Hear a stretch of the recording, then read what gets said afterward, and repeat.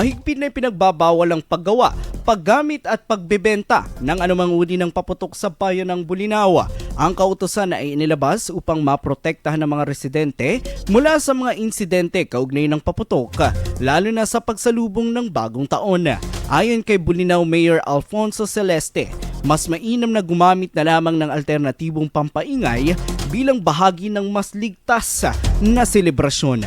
Dagdag pa niya, ang hakbang na ito ay layuning magbigay ng mas tahimik at ligtas na kapaligiran para sa mga mamamayan. Sa ilalim ng kautusan, ang sinumang lalabag ay maaaring kumpiskahin ng mga paputok ng mga otoridad, kabilang ang kapulisan at Bureau of Fire Protection. Bilang dagdag na aksyon, itinalaga ang bawat barangay council upang tiyakin ang mahigpit na pagpapatupad ng regulasyon sa kanilang mga nasasakupan.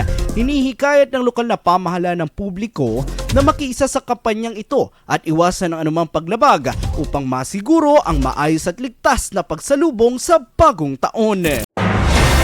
IFM News. IFM News.